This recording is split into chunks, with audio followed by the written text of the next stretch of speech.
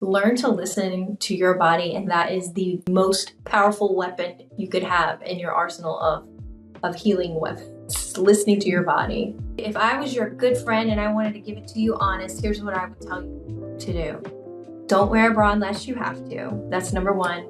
Make sure you're feeling your breasts like weekly, monthly, something, because if something were to change, you'd want to know, oh, that's different.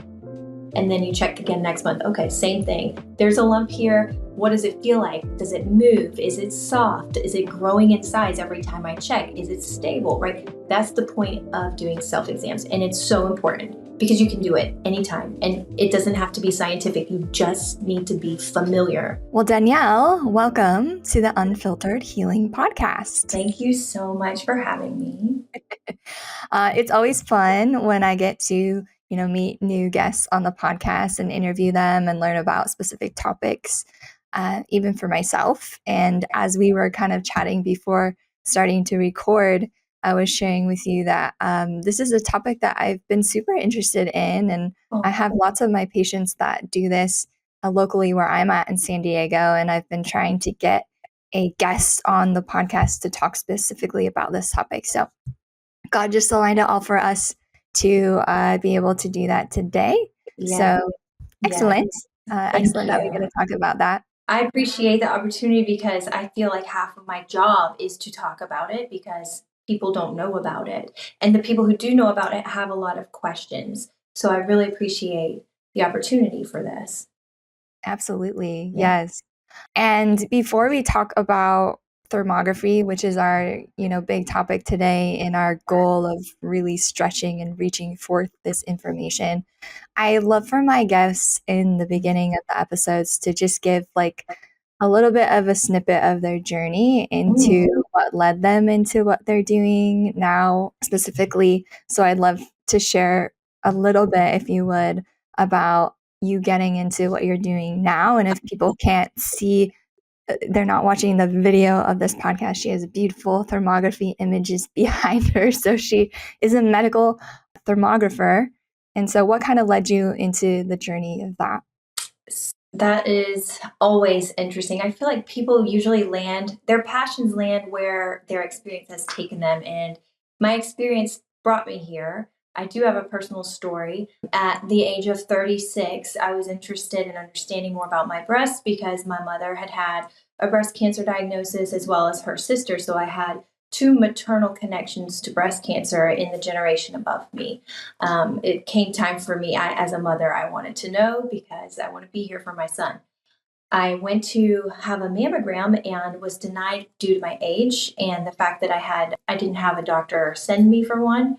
So I looked for an alternative and landed on thermography and am so thankful I did. I had no lumps. I had nothing I could tell that was a risk, but I wanted to know if there was anything. So my thermal images, I sought that out and they actually indicated that I had a 4+ on a scale of 5 risk in my right breast.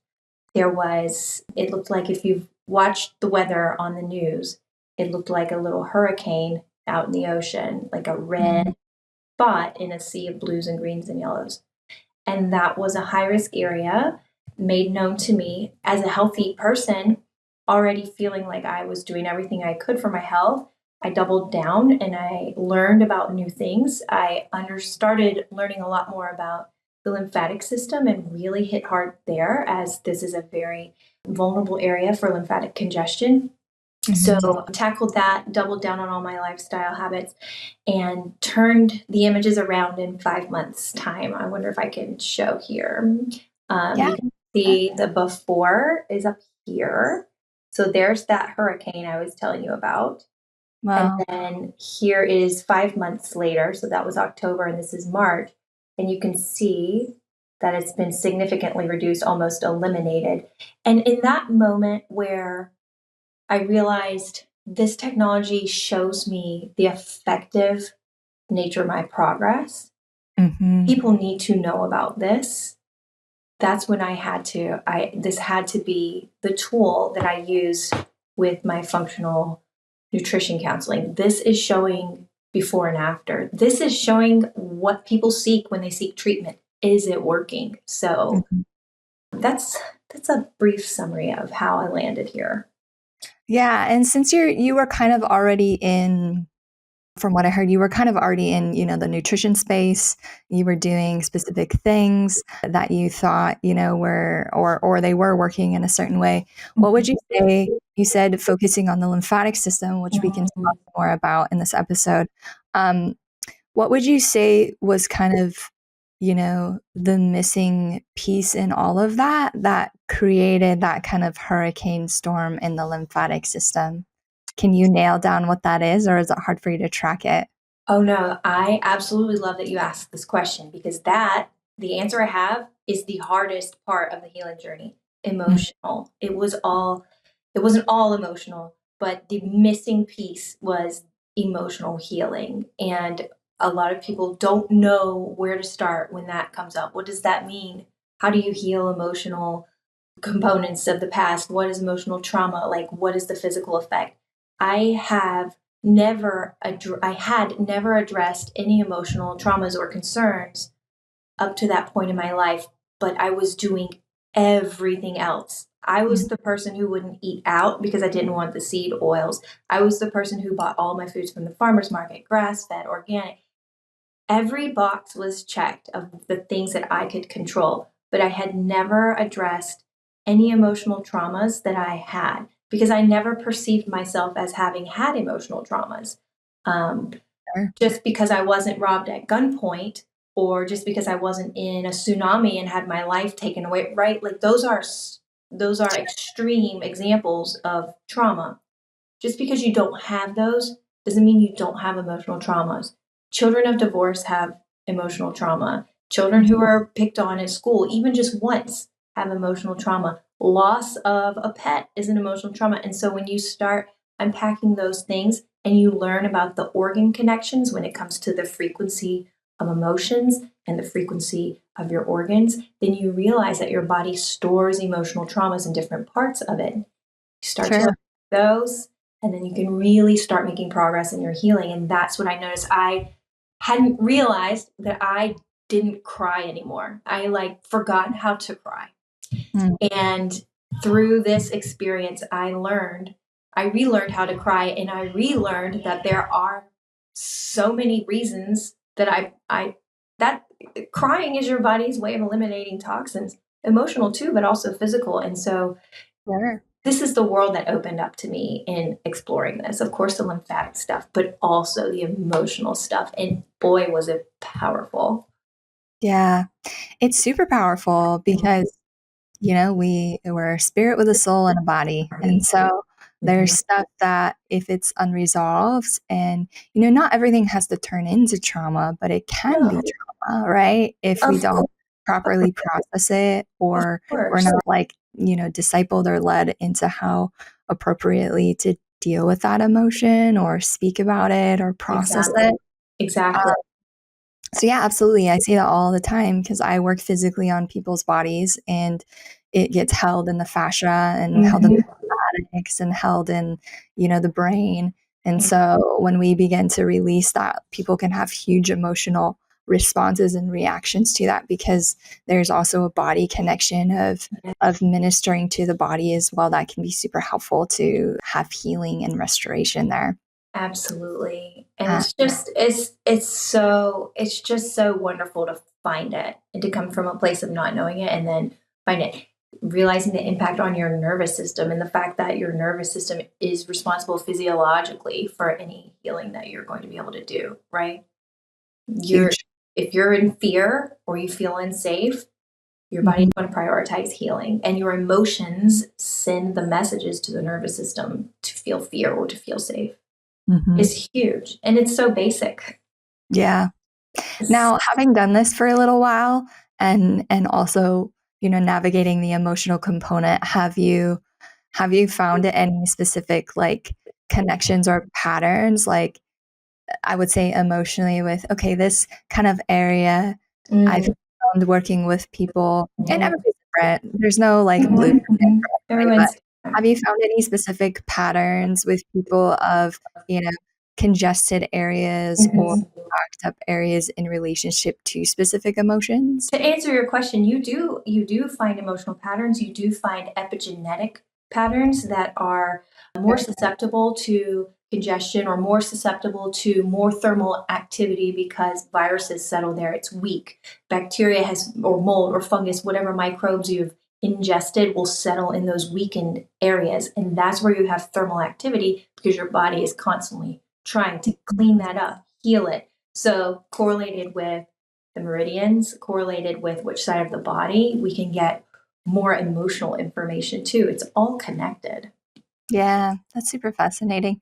Um, Interesting.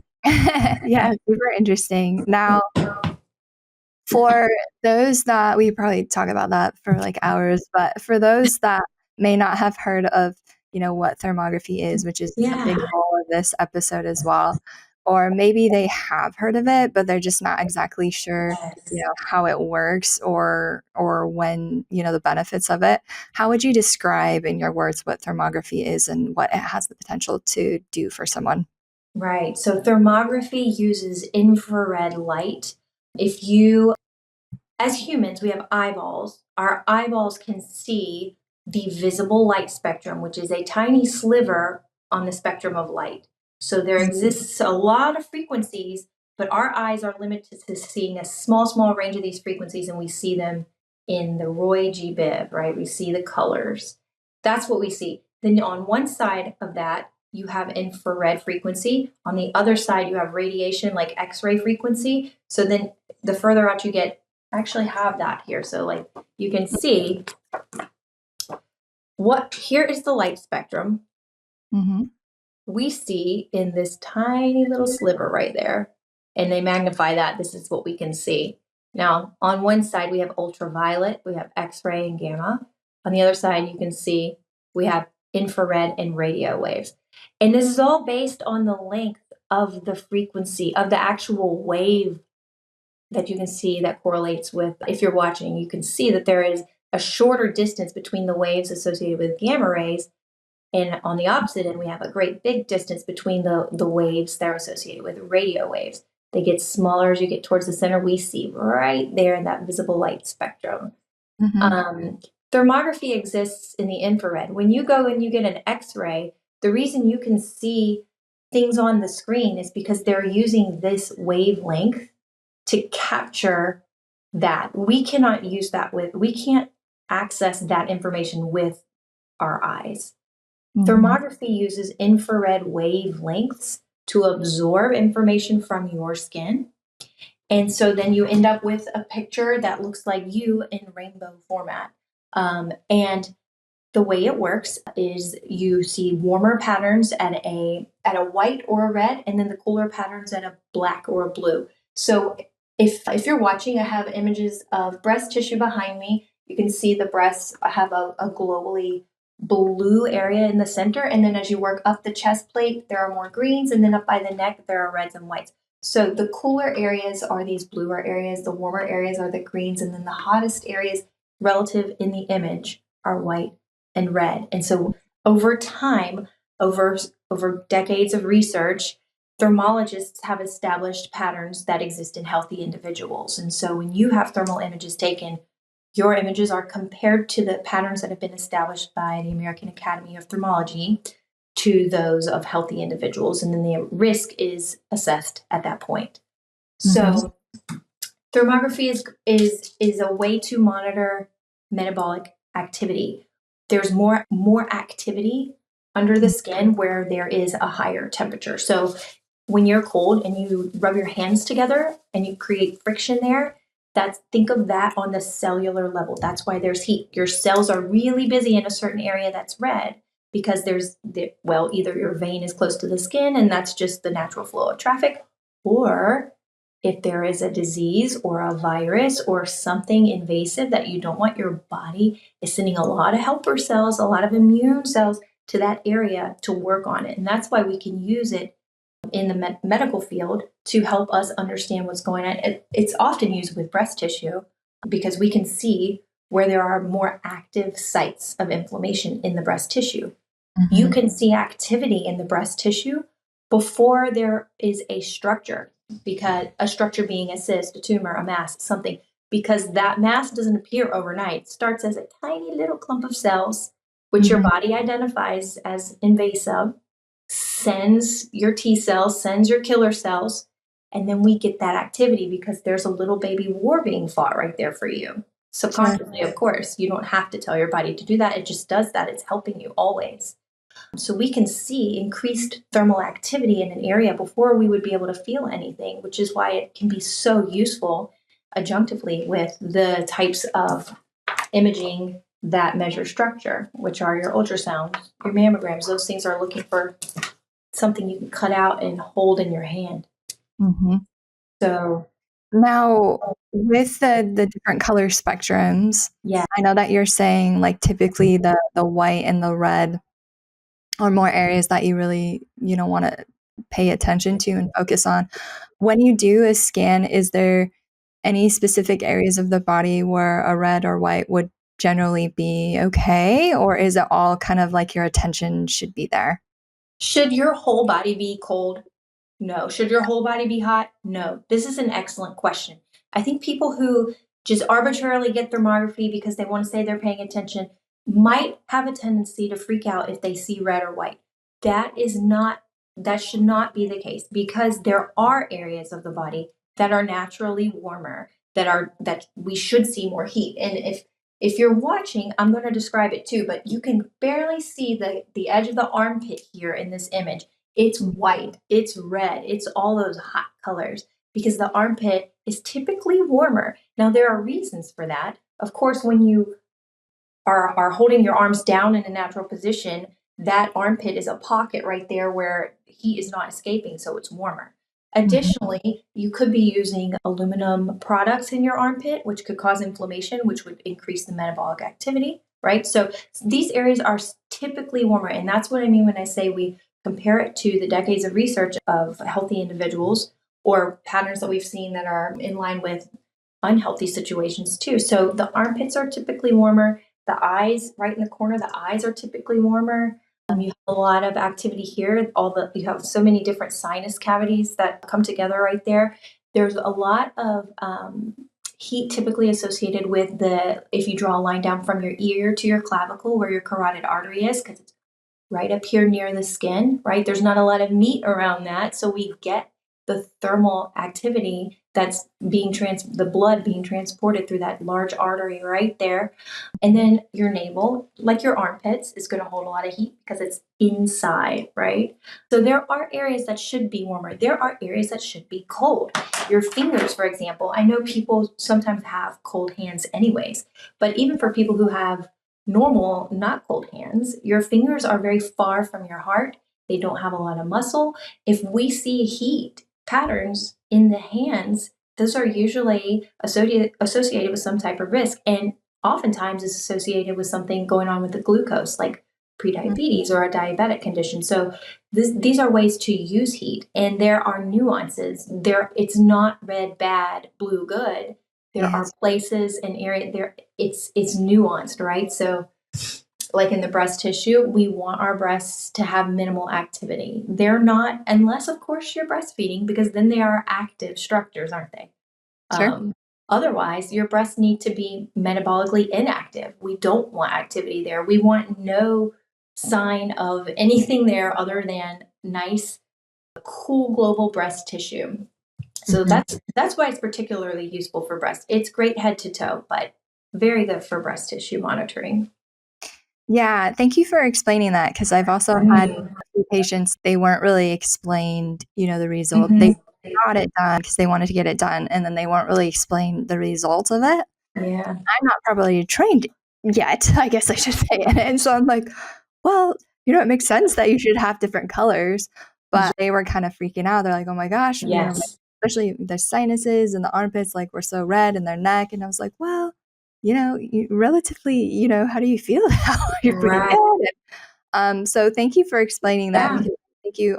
It also comes, as with any technology and data and screening tool, you also have to know how to properly not only look at the person in front of you, but also to properly, read these images and what is normal and what is normal, and kind of put them Absolutely. together. And it's also based on what is normal for you. So the individual, sometimes people have vascular patterns that are closer to the, like, vasculature, meaning veins, blood artery, blood pathways, right? The little highways for blood that are closer to the skin. And if that's normal for you and not normal for someone else, you'll know that over time. This is just an area that's stable. Every year when I do these thermal images, this always appears. It's not getting bigger. It's not getting smaller. It's just the way I am. It's important to consider the self in that too. So it's different for every person. These patterns have to be, you can't know, you doing one set of images isn't going to tell you everything about yourself. Knowing over time is the best way to use it. Sure, as with anything. And Yes. and I know that you said, primarily this is and has been used to evaluate like the breast and breast health. And Mm-hmm. I also know that in general terms, kind of the gold standard for evaluation of this area is the mammogram. But we do know that there are some things with the mammograms that may be a risk factor, as far as, maybe a misdiagnosis that could lead someone to have more anxiety and fear regarding the situation, or just, increased exposure to radiation through the mammogram. And so Yeah. I not know that this could be possible. Like when you were searching for yourself, you're like, well, I'm not a candidate for that. So Mm-hmm. you found it and navigated through it. Like, how safe, or would you say, if is the differences of thermography and mammograms and their utilization practices? I have some good numbers from the National Institute of Health for this, and I'm not here to make a case for extremes. It's not pick a side. Sure. Everything we have we can use when appropriate, right? So but there are factors that make one imaging technology more appropriate than another. So when you think about a mammogram, or somebody who's done a mammogram, they've been told they have dense breast tissue, for example. A lot of women have been told that, and nobody, like you were just saying, it's not explained to them exactly what that means, so they don't know how to take that information. So when you have dense breast tissue, keep in mind that the image from a mammogram or an ultrasound is grayscale. It's not rainbow. It's either black or white, or somewhere in between black and white. So that dense breast tissue is going to appear similarly in color to what, why you go to get a mammogram. Is there a lump? Is there something that I should be afraid of? Those two things are going to be the same color. So in effect, when with dense breast tissue, if you go use mammogram technology, you're looking for a snowball in a snowstorm, because they're going to be the same color. So what do you do at that point, right? Of course, it's possible they could still find something if you have dense breast tissue. I'm not saying don't look. Absolutely pay attention. Get more information. Do an ultrasound. Use thermography, because that's going to show dense breast tissue is not a factor at all in thermography. We're still getting temperatures no matter how dense your breast is.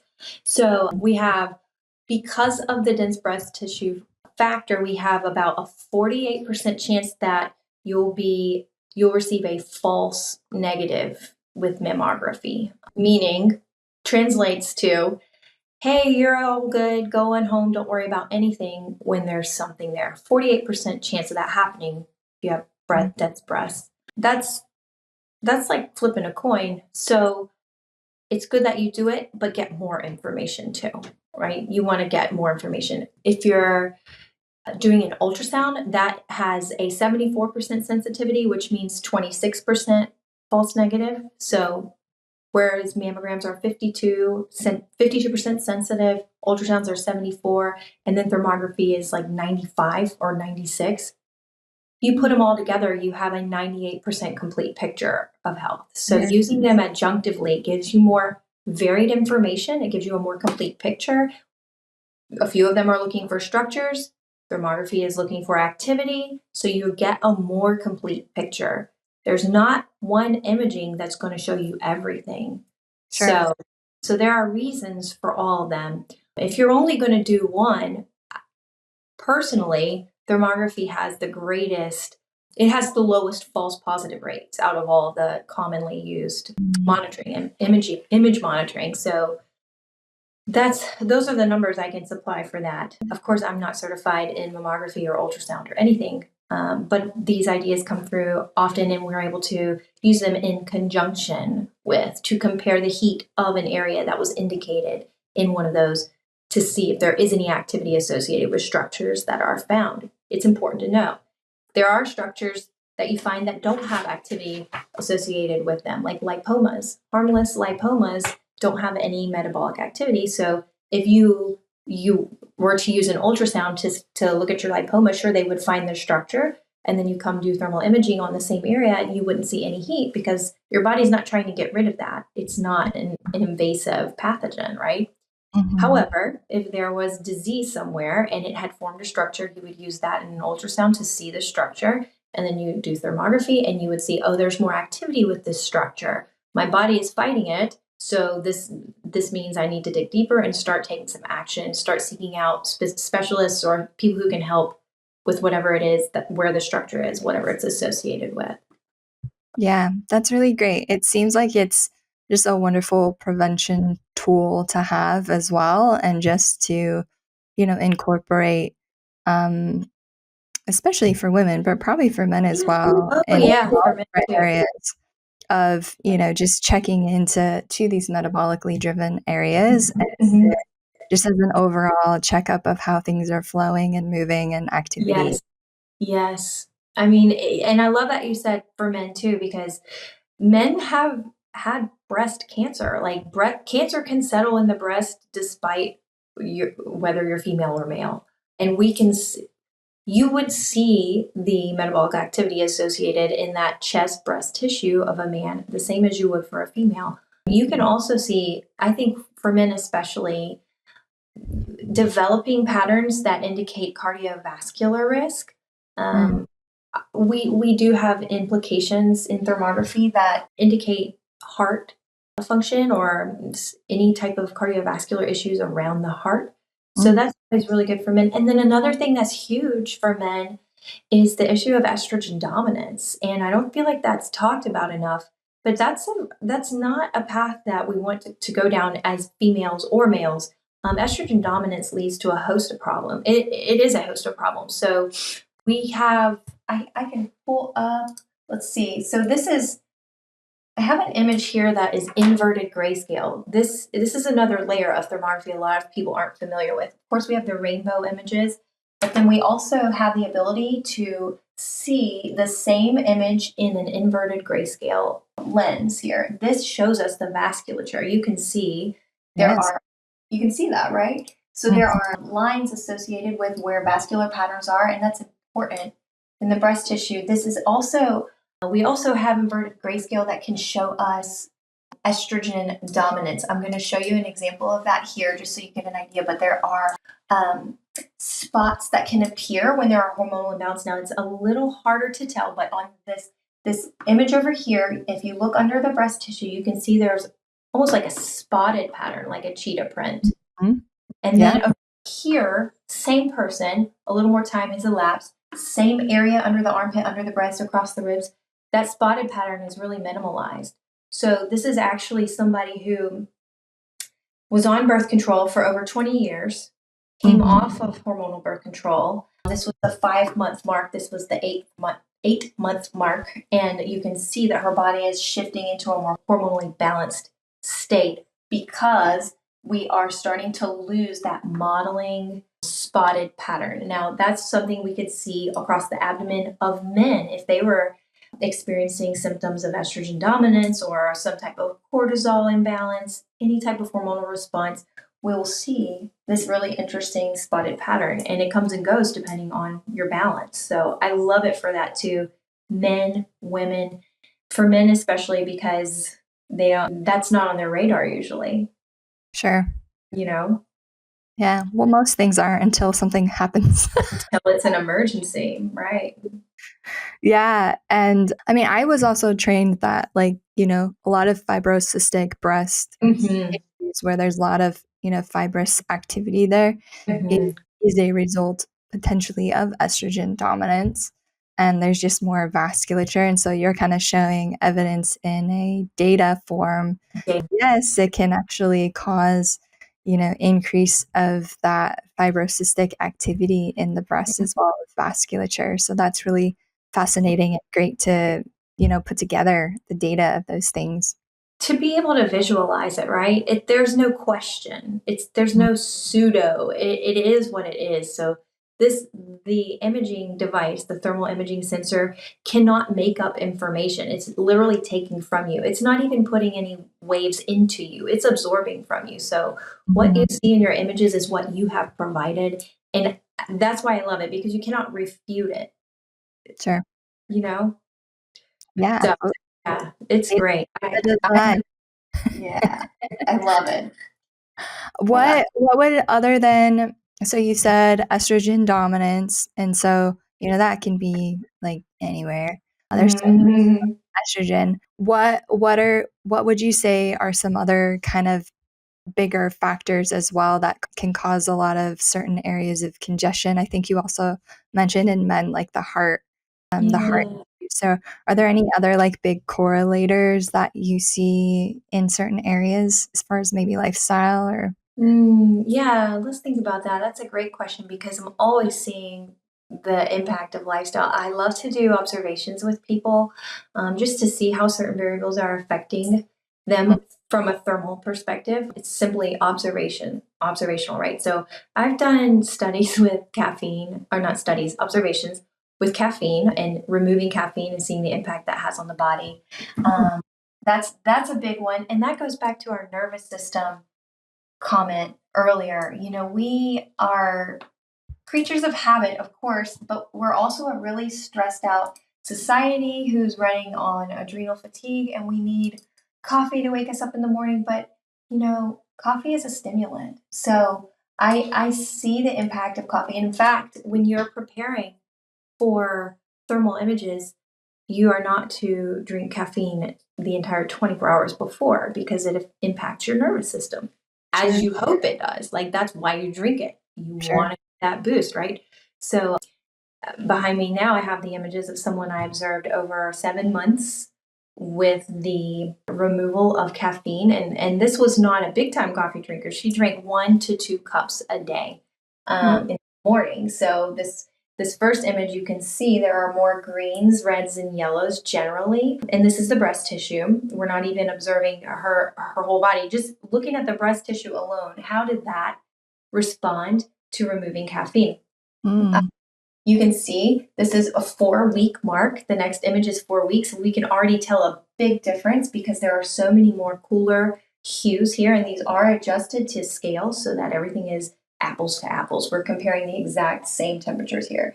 And to answer, I also want to use these images to go back to the question you had, are some areas supposed to be hot? You can see these white areas under the breast tissue here. This is where the breast meets the rib cage. So another kind of like the armpit, where we have a skin fold, it's going to be warmer there. So we can see that here. It's here too. So back to the caffeine, you can see, and I don't have the inverted grayscale images up for this person, but those improved dramatically as well. So in just looking at rainbow, we can see a huge difference in 4 weeks alone. And then by the end of 7 months, it's a different person. I mean, both breasts have blue in the global tissue here. They're starting to become more symmetrical. We want to compare nipple heat too, because the activity in the nipple is significant. But it's just amazing to see the impact that something so simple has on the entire body, because of the effect it has on your nervous system. I'm not saying coffee is bad for everybody, but what if you don't have the right gene for breaking down the caffeine that's in coffee? What if you have MTHFR issues? What if you're way too overstressed and another stimulant is just the straw that broke the camel's back? So these things matter. They're in your daily life. It doesn't have to be hard. It can actually be simple. I mean, quitting coffee is kind of challenging, but it's simple, right? It's not complicated. So yes, I see these things. Bra wearing leads to a lot of lymphatic congestion in this area here by the armpit, called the axillary lymphatic area. That can be really congested. And I'm pretty sure the statistic here is 3 out of 4 breast cancers in women are diagnosed in the upper outer quadrant of the breast. In other words, by the armpits. That's usually where the lumps are found in the mammograms, or people doing self-exams find them upper outer. When you think about a bra, it's literally cutting that area right there. And if you were to cut open the skin, the first thing you would find is the lymphatic system. It's not under the muscles, it's not under the circulatory. It is literally right there under the skin. So anything that's resting on your skin is going to impede or affect the lymphatic flow, which we need to be happening. So as females, strapping your breasts in all the time is only preventing congestion from leaving the breast tissue. So it stagnates. The microbes that you breathe in the air or that you eat with your food find a weak area and they settle and they colonize. Why? Because you're going to be providing them nourishment because nothing's moving. They can count on stuff to be there for them to feed on. Then you end up with, if you come do thermography, then you end up with inflammation that we can see. If you don't do thermography, then a little bit further down the line, you end up with a lump. So it's a chain reaction, but if you are aware of these simple things, you can do so much in a preventative fashion. And breast tissue in general, you know, very dense in like adipose or fat tissue as well. And so, yes, like microbes and viruses and bacteria, absolutely. But there's also like all those fat soluble toxins. And so, you know, if people are not aware that those types of toxins can also kind of, you know, latch on in the fat, and then there's no movement there as much as we could need, then that could also be a portion of, you know, why there's consistent congestion as well. Exactly. And you know what I've seen is people who end up breastfeeding, people who have children and they're nursing, and they have issues with mastitis. Mastitis, I feel like, is a little more highly correlated with people who have more congestion going into it, right? So that breast congestion is huge, and it's so easy to do simple self massage, dry brush. There's a proper way to do it. You want to channel the fluid in the proper path, but once you get that down, it's really such an easy way to prevent these things from settling where they're not naturally supposed to settle. Yeah, I can clinically also agree with you there because I see a lot of families, and I've had patients come in and, you know, they're initially bringing their baby in for care. And I haven't seen this family prior to, you know, the birth and the baby and all, seeing them when the baby's here. And, you know, they could be having mastitis, could be due to the baby as well. But staying on this topic, and then, you know, they stay under care here and they have another child. And, you know, during that time, we're working with the mom, we're opening up, we're working on the lymph, the fascia, and they don't have that problem with the subsequent children. And so I definitely can correlate that with you as well, like going into these things and seeing the differences of working with, you know, the movement and unlocking those patterns and the lymph. And, you know, there's just so much, like, especially with women, that we just like lock up in certain areas and we do all these trendy things and we don't recognize that it can be, you know, detrimental for the flow. Like things have to flow and fluids have to flow. Absolutely. I love that you see that in practice and that we could measure it if you wanted to, right? We would see it. Yeah. So going back for just a moment, because I just want to like get into your mind for a moment. When you did this case behind you of this caffeine person, like what initially led you to say, okay, you know, was it that this person like came in and their nervous system and you know, could see that they were already kind of like wired and tired or stressed or whatever it was? Or, you know, like, is it just because you've done so many, you're like, why don't you try doing this? Or what was your kind of mindset of, okay, this is what your scan looks like and let's eliminate caffeine and see the differences. So how did that process kind of evolve? Actually, you know, that is a good idea. And I do recommend it to a lot of people. Let's just cut that out and see what changes for you. But this one came about because I personally was so convinced that caffeine is wrecking us that I wanted to show it. And so I actually called for a volunteer, and this brave soul raised her hand and said, I'll do it. And so we ended up with these images of somebody who volunteered. We'd never, this individual was not on a health journey, doesn't do chiropractic, doesn't do supplements, doesn't do anything. Mm-hmm. He was just like, I'll just quit caffeine. And that's what we see. So I quit caffeine years ago. I had Raynaud's syndrome, like where my fingers would go white and cold. I would have heart palpitations, heart symptoms. Drinking coffee would make me actually, like, I would get maybe 5 minutes of a boost, and then I would be fatigued for the rest of the day. So I was convinced personally the caffeine was not for me.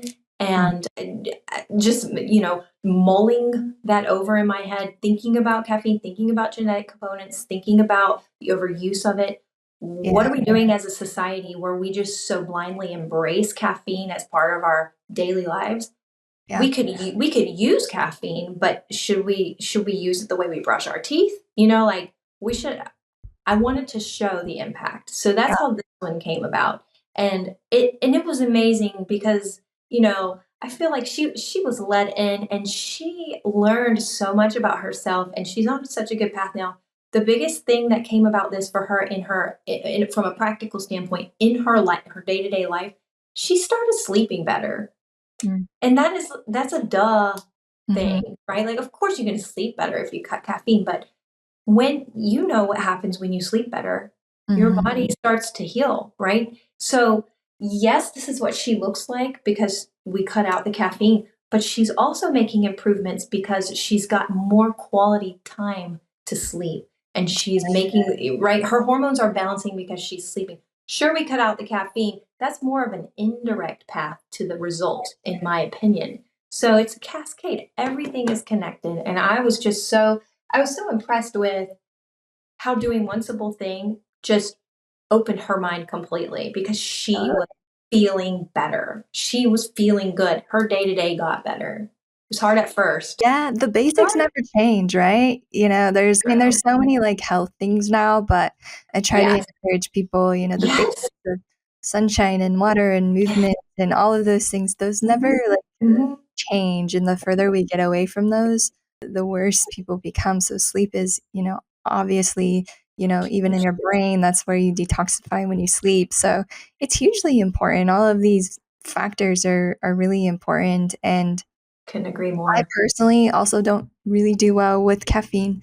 So I can sometimes handle like matcha tea because it's a slower processor of caffeine. But if I do all the time, not so good. So you gotta find with yourself, is it really creating energy or is it actually depleting your system? Exactly. And I think that's important to know. And you can find any support online for either side of the argument. The important thing is to know how it makes you feel and what your bio-individual response to it is, right? Like I've seen people argue online that caffeine hydrates you. I've seen people swear like, caffeine is the enemy. Of course you can find supporting evidence for any side of the argument these days, but how does it do for you? If you were to take a variable out, if you were to take caffeine out, does your sleep improve? Does your focus get better? Not right away. Of course, there's going to be an adjustment period, but like over time, learn to listen to your body. And that is the most powerful weapon you could have in your arsenal of healing weapons, listening to your body. Yes, bio-individuality. We're all individuals with different things. So there's not one gold standard for everything. Exactly. I love it. Now, do you have any like specific maybe breast health recommendations based on what you've seen change in skin? Obviously, we've talked about caffeine and some other things like that. Obviously, eliminating some of those real big estrogen components is also helpful, of course. But you also mentioned like self breast examinations for women. Like, what are some things that you would recommend overall? Okay. Overall, if I was your good friend and I wanted to give it to you honest, here's what I would tell you to do. Don't wear a bra unless you have to. That's number one. Make sure you're feeling your breasts like weekly, monthly, something, because if something were to change, you'd want to know, oh, that's different. If something, like, you want to be so familiar with them as if they're like your own children or your friends. Okay, this is what it feels like over here. This is what it feels like over here. And then you check again next month. Okay, same thing. There's a lump here. What does it feel like? Does it move? Is it soft? Is it growing in size every time I check? Is it stable? Right? That's the point of doing self exams. And it's so important because you can do it anytime. And it doesn't have to be scientific. You just need to be familiar with what's normal for you. Okay. So no bra, self exams, just overall anti inflammatory lifestyle. Remember when we were looking at this caffeine observation, her breasts cleared up because the coffee went away. This is not a breast health tip, cut out coffee. That doesn't seem connected at all. What it was is that she reduced inflammation in her body. So the breasts had a chance to clean up. And that's really the bottom line. Reduce inflammation in your body because the breasts are part of the whole. And you don't want to isolate the breasts. They are part of everything that's going on around them. Your posture affects your breasts, right? Like, think about that forward posture at the desk and how, if you are also wearing a bra, how nothing stands a chance to get out of the breast. You need to have good posture, pull the shoulders back and allow the breasts to breathe, so to speak. Okay, so anti-inflammatory lifestyle, the bra wearing, and self exams. Those are all great tips. And then another thing is, I like to plug this where I can, is emotionally the breasts carry the mothering, the over mothering, the lack of mothering, the giving. So women, especially moms, and you see this a lot with young moms because they're so busy, they're giving and they're giving and they're giving and they're giving, but they're not restoring, they're not replenishing. And we see, like, the breasts respond to that so much. So I would absolutely, if you want to emotionally connect to the breast tissue, is to ask yourself the question, what do I need? And give yourself that. Do you need a salt bath? Just go run a bath and make that part of your weekly lifestyle. Have a bath for yourself because you cannot pour from an empty cup. We see the emotions of mothering or being overmothered in the breast tissue. So just from my personal experience, that's what I would recommend if you want to tackle it from the side of, okay, I'm doing all these self-massage, I'm doing everything right. Why is there still congestion? Okay, tap in emotionally. What's missing for you as a mother? Or what was missing for you in a mother, right? Like, did you not receive this from your mother? Pray about that. Get in touch with those feelings, absorb the wisdom of the lesson, and then let it go. You have to spend time in meditation. You have to spend time in prayer. You have to put intention in those tissues because your tissues hear your thoughts. Yeah.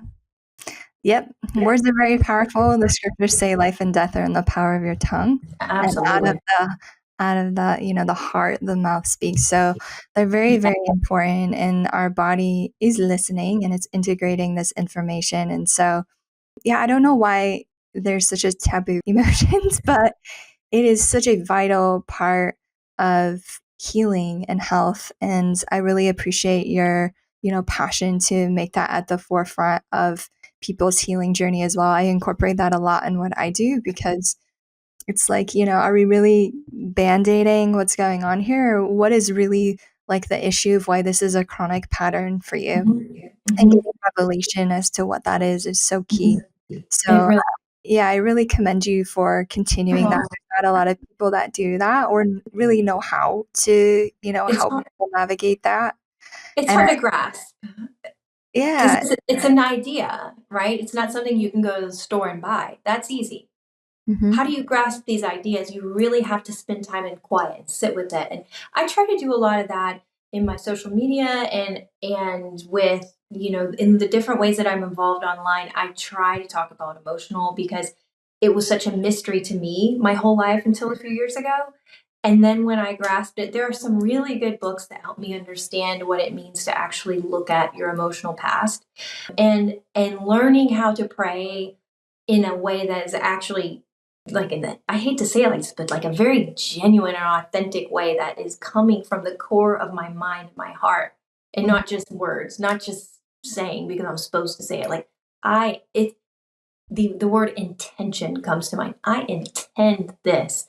I am speaking this. I am praying and asking for this coming from the deepest depths of my heart. And that I think is a great place for people to go who don't know where to start. Start with pure intention. What is it that you wish or that you're asking for, and really focus on that. Emotions are, I mean, they're huge. You just have to tap in and figure out what tools help you access that the most. We can measure it. Like we Yeah, can measure it with thermal images. It will measure your progress. You will so fascinating. physiologically improve. Yeah, I love that. And so we hope that people really capture that in this episode today too, that you're 100%. doing all the right things and well, you're not expecting to find that, really take that to the Right. Lord and Yeah. then ask, for guidance and revelation and others a lot of times as well to Yes. help us navigate some of those things that we don't know how to fully express or weren't taught to express. A lot of times it's, family patterns of things. So super important. Mm-hmm. Um, Yeah. so we're thankful that people can hear this and Yeah. hopefully gain some insight into that. Now, as you're talking also about like things with the breast tissue, any like insight that you've had about specific types of materials, for instance? Like I know that certain types of fabrics, you could say like Mhm. cotton and linen and things like that are a lot like gentler and easier to breathe and to get like movement. Would those be some suggestions that you would suggest as far as like more of those intimate areas? Yeah, absolutely. I mean, the breast, like the rest of the body, they're covered in skin. I think the skin as an organ, like we forget the skin is a detox organ. So we have Mhm. to be mindful of what we're putting on this beautiful thing that protects us. This is our barrier from the outside world. It's also our facilitator for transforming toxins out of our body. So keeping that clean, organic cotton, of course, right? You Yeah, don't want to sweat in things that are plastic. yeah. Um, and think of all the sweat that happens up here around the breast. Like I said, all those that 75% statistic of breast cancers being found up here by the armpit. Mhm. We be mindful that area right there. It's the axillary lymph area. Just be very mindful of that area. We don't want to restrict it. We don't want to put plastic in it. We don't want to put aluminum in it. And we just have been doing this over decades, and we wonder why we need a pink ribbon. You guys, let's love it. Like put some cotton Yeah, under there, put some fresh air in there, right? Like don't be afraid of it. But the breast, they don't want to be restrained. They don't want to be suffocated with plastic clothes. Like you said, I love the organic cotton and linen. And if I'm not if I'm wearing a bra, it is cotton. Like that's your not just your axillary area, but also the nipples can absorb. And you know this through working with families. You see breast milk change based on the baby's needs, right? Like sure. that communication is happening from the saliva through the nipple. So the nipple is extremely sensitive to what you put on it too. So being mindful of what goes in those areas is critical for breast health. Yeah. That's a great point. Yeah, well, a lot of people don't know a lot of Mhm. like even some really expensive brands of clothing, like Mhm. workout wear and stuff like that, they have a Oh ton of yeah. plastics in them. And so people are sweating and, doing Mhm. these things. And we don't want to obsess, but it is important if you're I know. navigating, putting on your body things as well and navigating, okay, well, this is, we want flow, we want sweating, we want removal. Yeah. We don't want to put more toxins in that we're trying to get out. So I think that's Yes. also really important for people to kind of navigate, okay, those, especially like if you can't do all your clothes, that's fine. It's a process. But also, especially those intimate areas, That's a really good try place to to start. focus. Yeah, really try to focus. Definitely. Good And quality. especially if you think about the hormones too, right? Those intimate areas have Mhm. more, I mean, I feel like especially for females, you want to be mindful of your underwear. You do, like cotton. Putting cotton wear in both areas is super important for helping establish healthy microbiomes, which is going to going to determine your hormonal patterns as well, which is going to determine how your cycles feel, right? It's all a big picture, but it starts with things. Yes, fabulous. All right. Well, we are nearing the end of this episode. It's been super fabulous to have you. Now, your clinic, you said, is in Charlotte, right? Yes, I'm in Charlotte, North Carolina. That's right. Okay. Is there a specific resource people can look to see, what type of thermography is around them? Because I feel like it's not, necessarily covered by insurance, stuff like that. Yeah. Correct? No, it's not. Yeah. It's not covered by insurance. Most people would accept like flexible spending accounts. So that's an option if that's what's holding you back and you have one of those. Usually that would work with thermographers. There is I have access to thermographers. So if people want to message me, hey, I'm in San Antonio, can you send me a recommendation? I'm happy to help people connect with thermographers. I don't know of like a database per se. There's not a training program. So you can, well, yes, you can train for thermography. It's a technician position, right? It's not a doctor. That meaning I'm not interpreting your images. These images go to a doctor who interprets them, and then I provide the report back from the doctor to the client. So I would say it's important when you're choosing a thermographer to find someone who has up-to-date technology.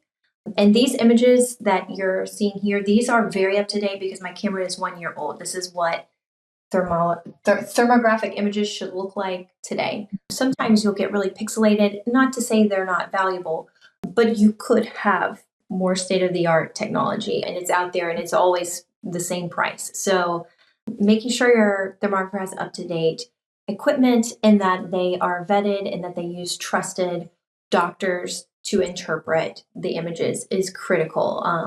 We were talking about how important it is to be able to look at your images and know what you're looking at. If you're using credible doctors and doctors with good reputation, doctors who are certified in thermology, they have to be certified in thermology to know what they're looking at. Sure. Making sure that whoever's reading your report is giving you, and this is your health. Make sure that they're giving you something that you can use. And those are my top 3, but I have a lot more tips. I'm actually putting out a PDF for people for free that you can use.